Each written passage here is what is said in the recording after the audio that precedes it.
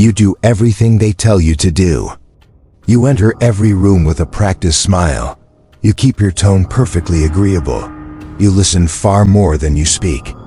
You have become a master of social lubrication, ensuring every interaction is smooth, frictionless, and easy for everyone else. You've been told this is a strength, a sign of emotional intelligence, a virtue.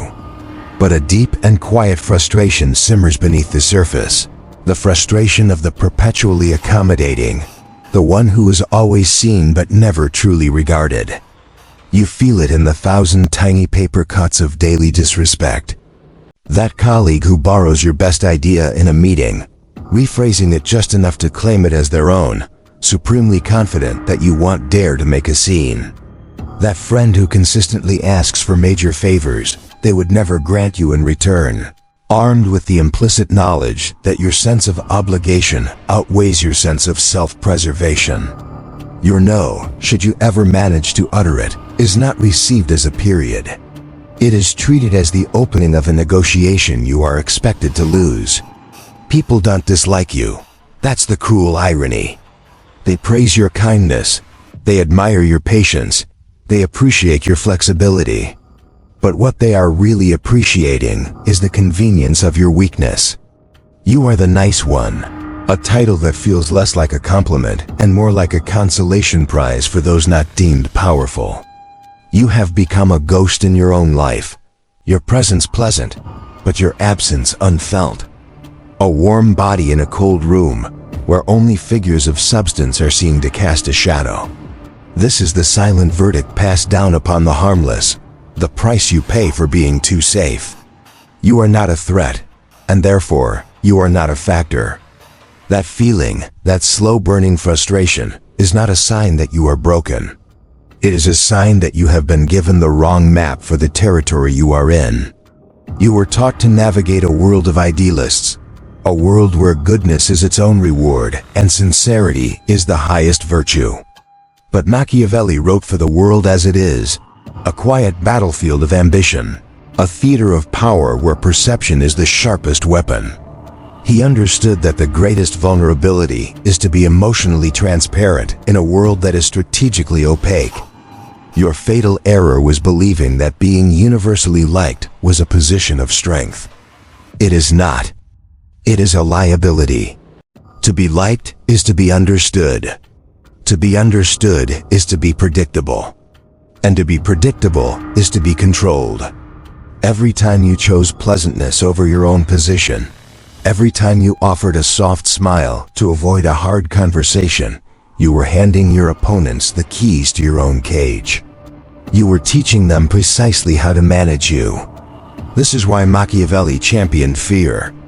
Not the brutal, overt fear of the tyrant who shouts, but the subtle, unnerving fear of the unknown. It is the fear that comes from not knowing what you are thinking. It is the fear that you might not react with automatic forgiveness the next time a boundary is crossed. It is the fear that your silence is not weakness, but a cold, calculating observation. This is the threat you must become, not a lion that roars, but a serpent that watches, perfectly still, whose potential to strike is far more intimidating than the strike itself. This video is your re-education. We will burn the old map that has led you to this place of respected irrelevance. We will erase the rules of the good game that have only guaranteed your exploitation. In their place, we will build a new doctrine, a new philosophy of interaction, based on the timeless principles of power, perception, and psychological leverage. You will learn not just to be seen, but to be watched. You will learn not to be liked, but to be respected. And you will learn that in the rooms where it truly matters, it is infinitely better to be a dangerous puzzle than a harmless open book. To erase the harmless man, you must build a new creature in his place, piece by piece. This construction begins with discipline, the discipline to resist your old habits of compliance and replace them with new habits of power. The following are not mere suggestions. They are the foundational laws for forging a presence that commands respect before you have even spoken a word. Rule 1. Never show your entire hand. The harmless person lives in a state of constant, desperate self-revelation. They believe that to be known is to be liked, and to be liked is to be safe. So they broadcast everything: their ambitions, their insecurities, their plans, their emotional triggers. They do this seeking validation, hoping that their transparency will be mistaken for confidence and their openness for strength. This is a catastrophic error in judgment.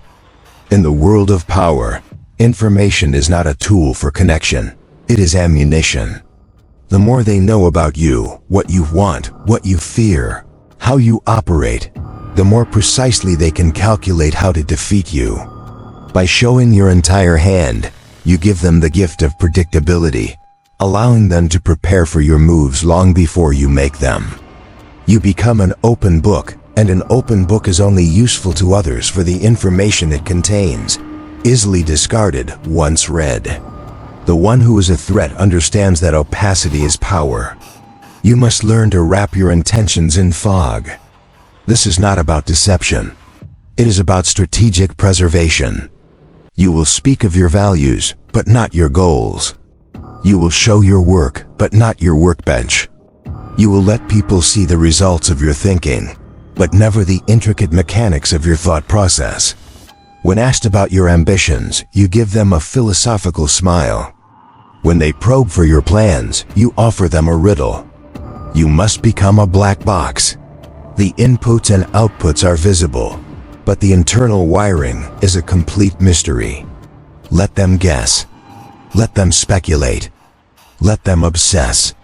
The person they cannot define is the person they cannot predict, and the person they cannot predict is the person they will never, ever take for granted.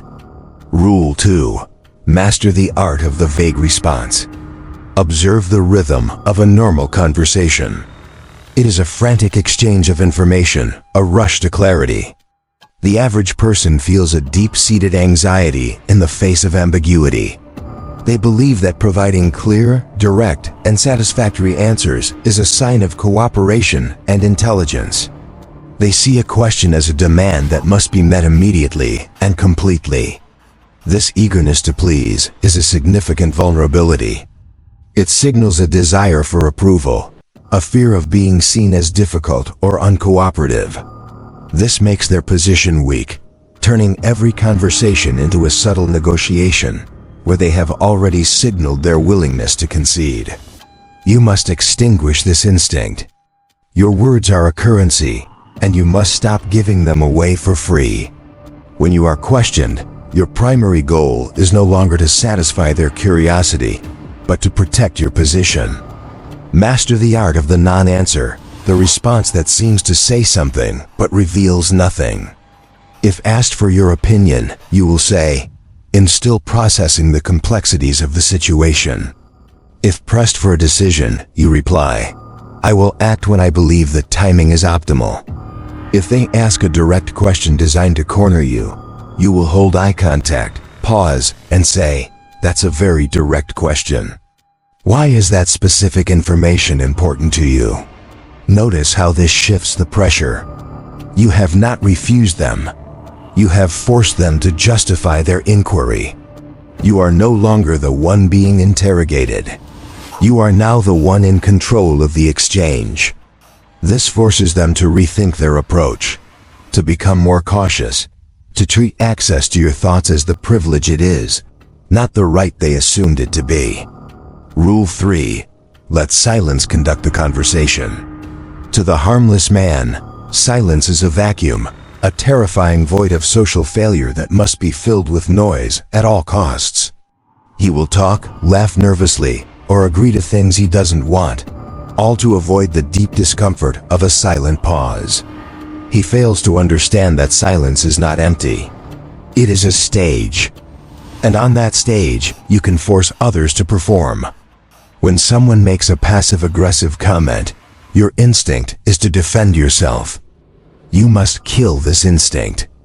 Instead, you will do nothing. You will let their words hang in the air, unsupported by your reaction. You will hold their gaze, your face a mask of neutral observation. In this silence, their aggression becomes ugly, exposed, and desperate. The silence amplifies their move and turns the spotlight back on them. They will feel an overwhelming need to fill the space you have created. They will either retract their statement, revealing their cowardice, or they will double down, revealing the full extent of their hostile intent. Either way, you have learned everything without saying a word. This is a tool you must practice daily. When a colleague makes an unreasonable request, do not list the reasons you can't do it. Simply pause for 3 full seconds before you respond. Let them sit with the audacity of their own request. That pause will often make them start negotiating against themselves before you have even spoken. In a tense meeting, when everyone is speaking over each other, your deliberate, calm silence will draw more attention than any shouted opinion.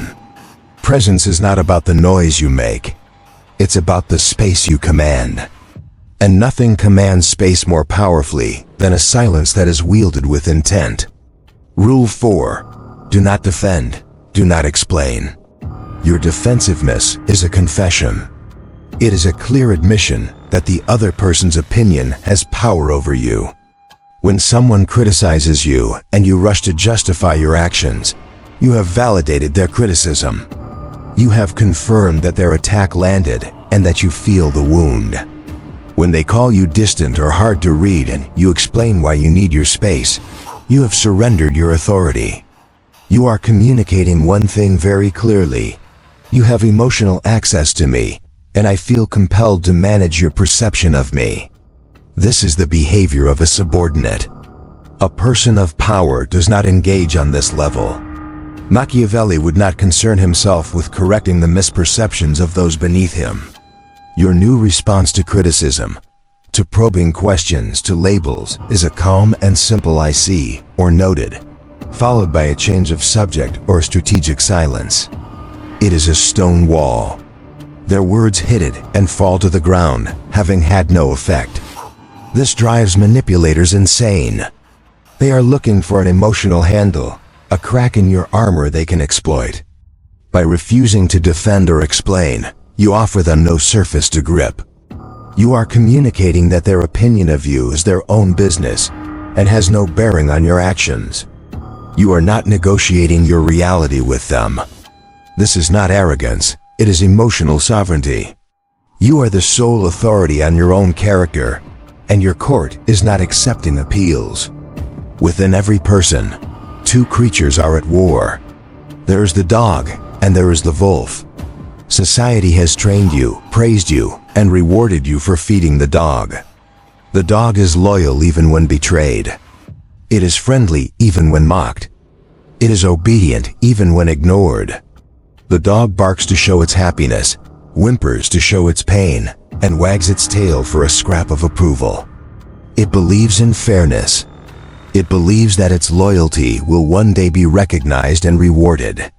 The dog is a creature of emotion, reaction, and hope. It is the part of you that feels guilty for saying no, apologizes first to keep the peace, and explains itself endlessly, hoping to be understood.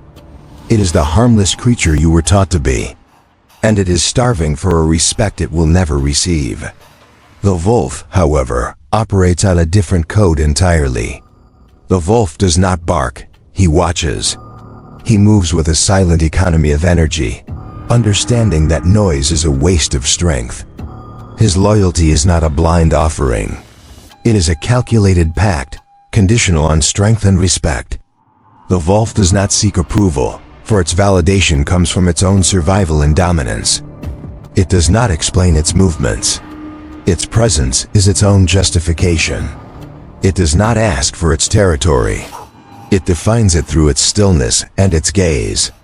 The wolf does not believe in fairness. It believes in territory, position, and power. It understands that respect is not a feeling to be earned through good deeds, but a reality to be enforced through strategic presence. The wolf is the threat you were born to be. Your entire life you have been told to be a good boy, to nurture the dog. But Machiavelli would demand you do the opposite. He would command you to kill the dog in you. This is not a call for cruelty. It is a call for a profound psychological shift. You must consciously decide to stop feeding the creature that begs for affection and start nurturing the creature that commands respect. Every time you swallow an insult instead of reacting, you are feeding the wolf. Every time you choose a strategic silence over nervous chatter, you are feeding the wolf.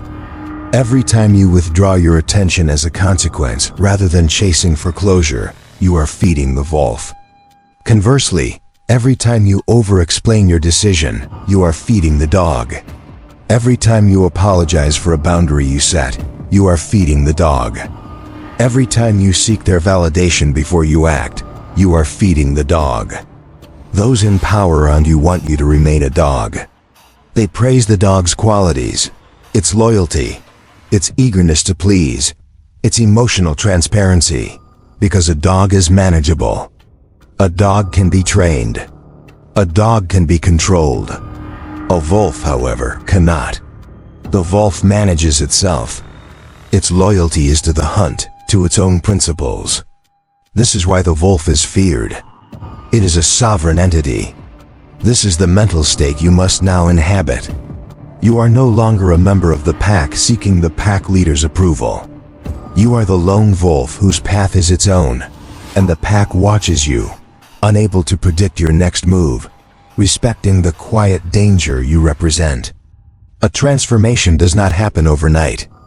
It is forged in the small, repeated choices you make every single day. The wolf is not born in a single moment of crisis. It is built through 1,000 moments of disciplined restraint. The following are not just actions.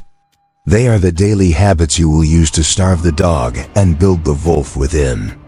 You will practice them until they are no longer a performance, but your new nature. Habit 1. Speak slower, say less, and leave earlier. This is a simple but profoundly transformative habit that rewires how people perceive you. The average person rushes their speech, believing speed equates to intelligence. They fill the air with words, hoping volume will be mistaken for value. You will do the opposite. From now on, you will speak with deliberate slowness. This forces people to lean in and listen. It communicates that you are so confident in the value of your words that you have no need to rush them out. It projects an aura of calm control. Secondly, you will say less. You will cut your sentences in half. You will provide the conclusion, not the entire journey of your thought process. This makes every word you utter feel heavier, more significant. People will start to analyze what you say, searching for the meaning you chose not to include. Finally, you will leave conversations and social gatherings slightly before they reach their natural conclusion. The dog stays until the very end, afraid of missing out. The wolf leaves while its presence is still at its peak, creating a sense of mystery and leaving others wanting more. This single habit, slower, less, earlier, redefines you as a creature of value and control, not one of neediness and accommodation. Habit 2. Never be the first to react. In any group, a stimulus is introduced, a piece of gossip, a provocative statement, a sudden problem. Observe how quickly the dogs in the room react. They bark with outrage, they jump in with their opinions, they rush to offer solutions. They are competing to show how engaged, how clever, how emotional they are. In doing so, they reveal everything. The first to react is almost always the one with the least amount of information and the least amount of control. You will adopt the habit of a predatory pause. You will let others react first. You will watch, you will listen, you will gather data while they expend energy. Let them set the emotional tone. Let them reveal their positions and their biases. Your stillness in these moments is your power. When you finally choose to speak, your contribution will be based on a complete picture, not a knee-jerk emotional impulse. You will not be reacting to the situation. You will be responding to their reactions. This positions you not as a player in their game, but as the observer who sees the entire board. Habit 3. Master the neutral expression. Your face is a billboard that most people allow others to write on freely. They smile when they want approval. They frown to show concern. They raise their eyebrows to show surprise. Their face is an open book of their emotional state. You must turn your face into a mask, not of coldness, but of neutrality. This is especially true when being tested. When someone criticizes you, your instinct is to grimace or look away. Your habit will be to hold eye contact with a neutral, almost bored expression. When someone praises you, your instinct is to beam with a wide smile. Your habit will be to offer a slow, controlled nod of acknowledgement, nothing more. This emotional neutrality is deeply unsettling for those who rely on emotional manipulation. They are throwing stones at a fortress wall, and the stones are simply falling to the ground. They don't know if their praise landed or if their criticism hit its mark. This forces them to stop playing games with you, because you have refused to be a player. You are signaling that your internal state is not for public consumption and is not determined by their actions. Habit 4. Practice selective invisibility. The dog needs to be seen at all times. It is constantly underfoot, making its presence known.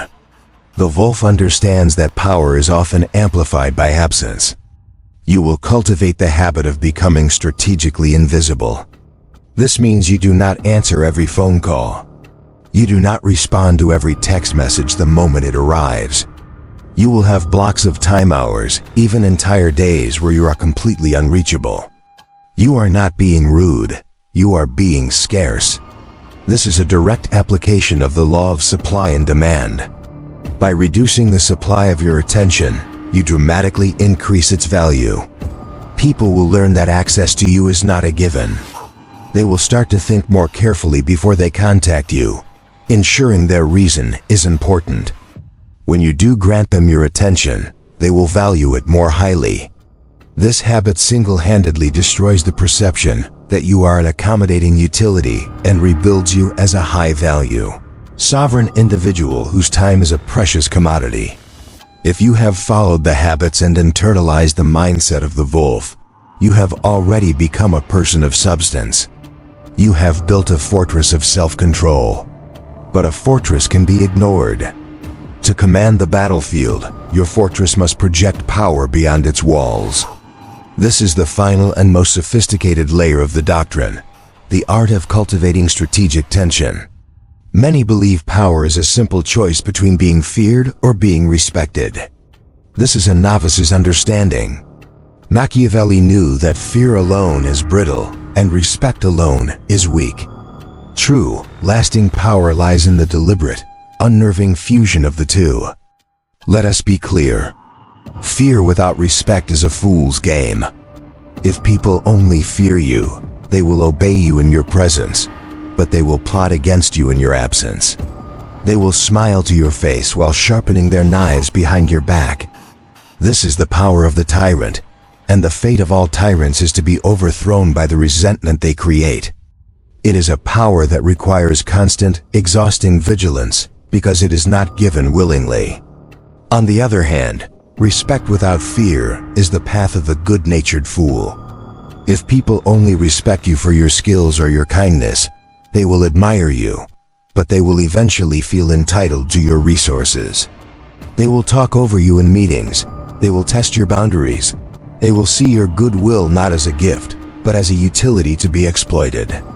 You become the reliable, respected expert who is somehow never in charge. The ultimate state of power is tension.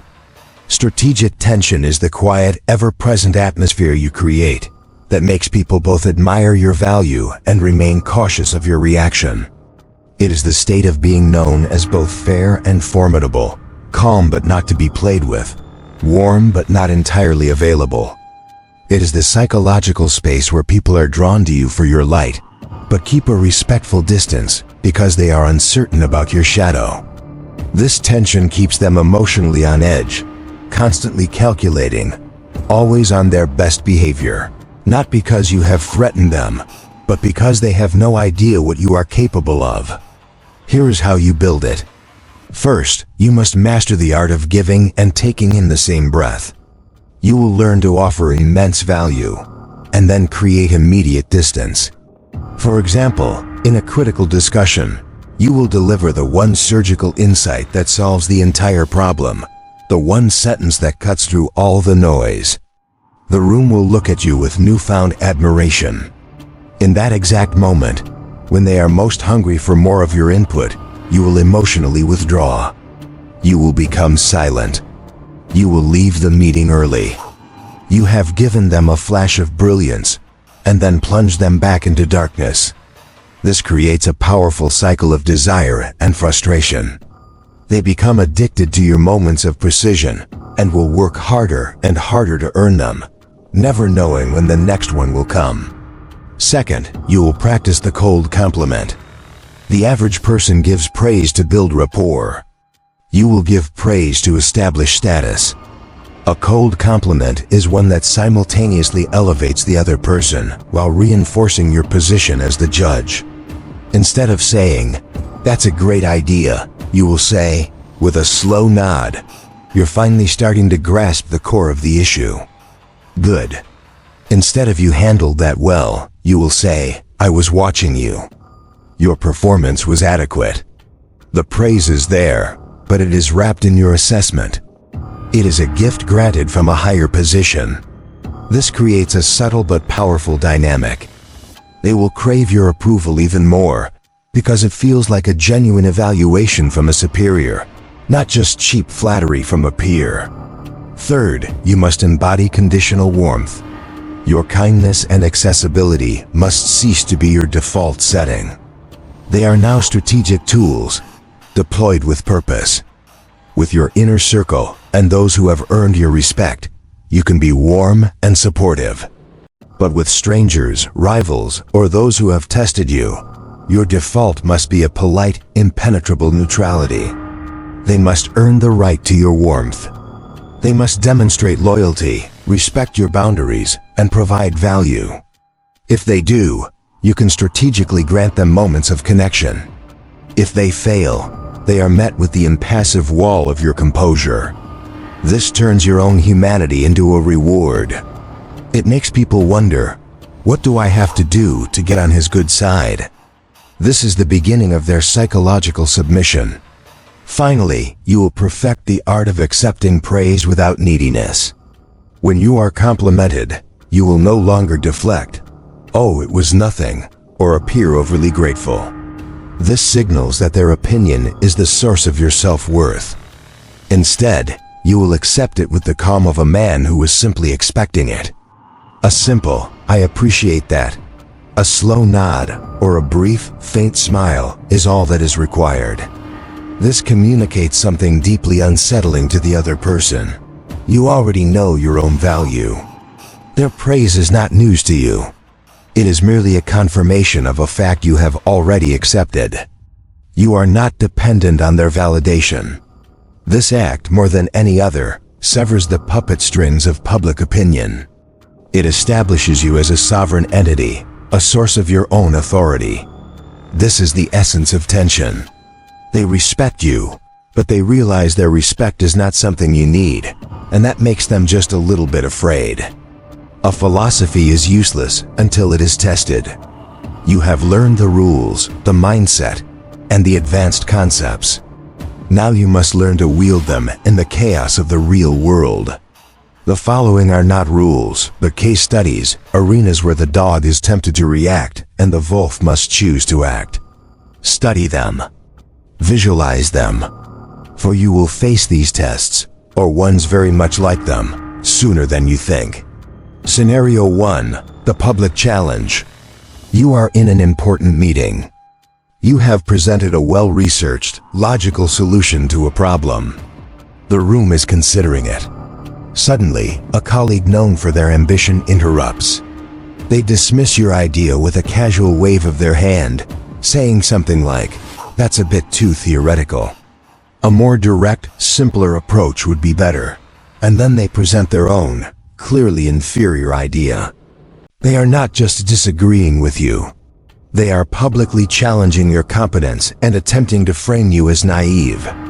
The dog inside you screams. It wants to defend your idea, to list the data points, to point out the obvious flaws in their simpler approach. It wants to argue, to fight, to prove you are right. This is a trap. If you argue, you descend to their level. You will appear defensive, emotional, and petty. You will lose status even if you win the argument. The wolf does not take the bait. First, you apply the habit of never being the first to react. You let their challenge hang in the air. You do not flinch. You do not frown. You apply the habit of the neutral expression. You look at your colleague with a calm, analytical curiosity, as if observing an interesting but predictable specimen. Then, you apply the rule of the vague, surgical response. You will not attack their idea. You will simply ask a question that exposes its weakness. You will say, in a slow, deliberate tone, an interesting perspective. How does your more direct approach account for the long-term scalability issues we identified last quarter? Now apply the most powerful rule of all, silence. You have asked your question. You have aimed your surgical strike. Now you lean back slightly, maintain eye contact, and say nothing. The entire pressure of the room now shifts onto them. They are no longer the confident challenger. They are the one on the defensive, forced to justify an idea they likely haven't thought through. They will stammer. They will offer excuses. Their weakness will be exposed for all to see. You have not only defended your position, you have enhanced it. You have demonstrated composure under fire, strategic thinking, and you have revealed your opponent as a shallow tactician. You have won, and you barely said a word. Scenario 2, the manipulative friendship. A person you consider a friend comes to you with an unreasonable request. It will cost you significant time, money, or energy. When you hesitate, they deploy the ultimate weapon of the emotional dog, guilt. They say, in surprise you're even hesitating. After all I've done for you. I thought we were closer than that. They are framing your boundary as a betrayal of the friendship itself. The dog inside you begins to panic. It feels the guilt. It values the history of the friendship and fears losing it. It wants to over-explain, to apologize for not being able to help, to list all the reasons why, hoping the friend will understand. It will likely end up caving into the demand just to restore the peace and prove its loyalty. This ensures the cycle will happen again. The wolf sees this not as a plea from a friend, but as a power play. First, you apply the rule of conditional warmth. Your tone, which was warm, now becomes polite but neutral. The emotional connection is severed. Second, you apply the rule of do not defend, do not explain. You will not list your reasons. You will simply state your decision. I understand your position, but that is not something I will be able to do. Your refusal is a complete sentence. It is a closed door. When they push back with their emotional blackmail, you do not engage with the content of their attack. You apply strategic silence. You let their manipulative words hang in the air. You can even respond with a neutral, sorry. You feel that way. Finally, after the conversation ends, you apply the habit of selective invisibility. You make your absence the consequence. You do not text them later to smooth things over. You let a bit of distance and time pass. You are teaching them that an attempt at emotional manipulation does not result in you caving in. It results in you pulling away. The friendship will now either be recalibrated onto a foundation of genuine respect, or it will be revealed as the transactional arrangement it truly was. You win either way. Scenario 3. The social disrespect. You are in a group of people. Someone, trying to elevate their own status by lowering yours, makes a sharp joke at your expense. It's designed to get a laugh from the crowd and paint you as a fool. The group looks at you, waiting to see how you'll react. This is a test of your social standing. The dog's reaction is twofold.